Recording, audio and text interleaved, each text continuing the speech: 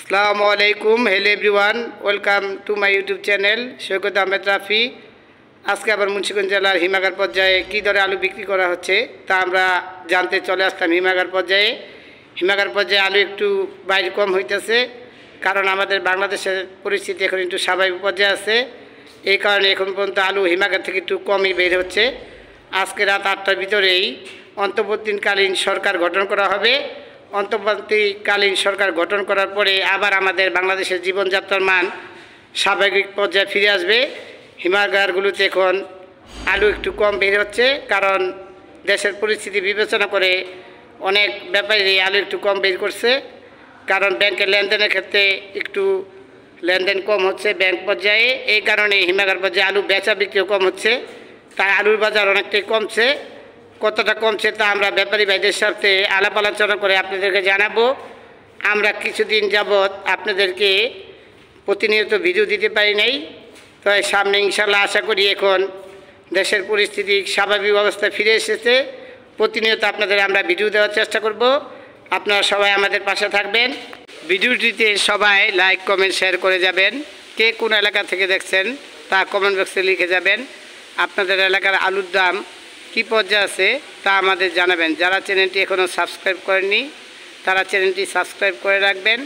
প্রতিনিয়ত আপনাদের ভিডিও পেতে সহায়তা করবে এবং বেশি বেশি করে শেয়ার করে খবরটি সাধারণ মানুষ, প্রান্তিক চাষি, কৃষক ভাইদের মাঝে পৌঁছে দিবেন।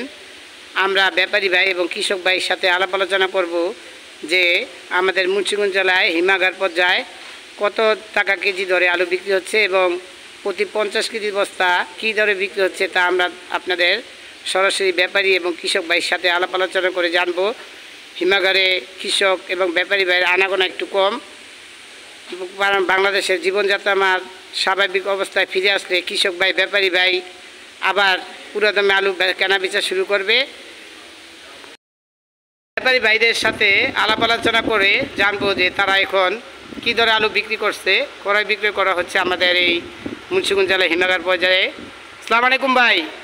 ওয়ালাইকুম আসসালাম। ভালো আছেন ভাই? আলহামদুলিল্লাহ ভালো। তো এখন কি আলু একটু ক্রয় বিক্রয়, যে কৃষক ভাইদের একটু আনাগোনা কম দেখা যাইতেছে কোল্ড স্টোরে, আপনারা কী দরে আলু ক্রয় করতেছেন এখন? ওই যে 50 কেজি বস্তা। দরটা তো বড় কথা না, বড় কথা হইলো আলুটা যে আমরা কিনবো, জি, কিনে যে মোকামে পাঠাবো ওরকম আমরা কোনো পাইতেছি না, যে ভরসা পাইতেছেন না আপনারা? ভরসা পাইতেছি না, কারণ এটা গাড়ি ভাড়া করবো, গাড়িটা যায় পৌঁছাতে পারবো কিনা, পৌঁছাতে পারবে কিনা সঠিক সময়, কোনো অকারণ হয় কিনা, এই ভয়ে আমরা আলু কিনতেছি না। এখন আপাতত আলু ডাইলে রেখা দিচ্ছি, কম কিনতেছে। হ্যাঁ, আলু কম কিনতেছি, আলু ডাইলে রেখা দিচ্ছি, পাঠানোর কোনো সাহস নাই।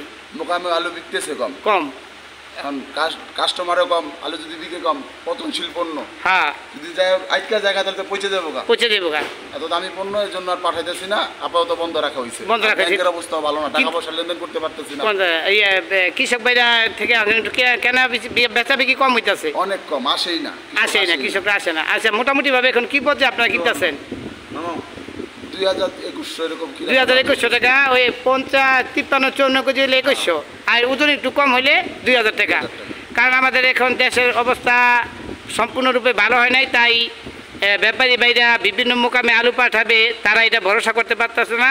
কারণ আমাদের দেশে আইন শৃঙ্খলা বাহিনী এখনও তুর্যুরভাবে তারা থানা পর্যায়ে যায় নাই, কারণ মালামাল লুটপাট হওয়ার এবং অগ্নিসংযোগের আশঙ্কার কারণে তারা ভরসা পাচ্ছে না। তো ইতিমধ্যেই আমাদের দেশের অবস্থা ভালো হয়ে যাবে আমরা আশা করি, কারণ আজকে রাত 8টার ভিতরেই অন্তর্বর্তীকালীন সরকার গঠন করা হবে।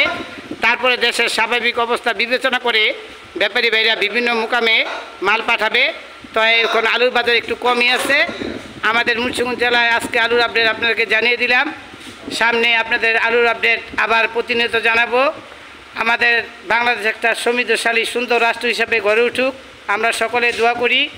কেউ বিশৃঙ্খলা, অগ্নিসংযোগ, ভাঙচুরে যাবেন না, সবাই মানবতার সেবায় নিয়োজিত থাকুন। দেশকে একটা সুন্দর সমৃদ্ধশীল রাষ্ট্র হিসাবে গড়ে তোলার জন্য ছাত্র ভাইদের সাথে আপনারা কাঁধে কাঁধ মিলিয়ে কাজ করে যান। বাংলাদেশ দীর্ঘজীবী হোক, একটি উন্নয়নশীল রাষ্ট্র হিসাবে গড়ে উঠুক। আল্লাহ হাফেজ। আবার আপনাদের সাথে দেখা হবে।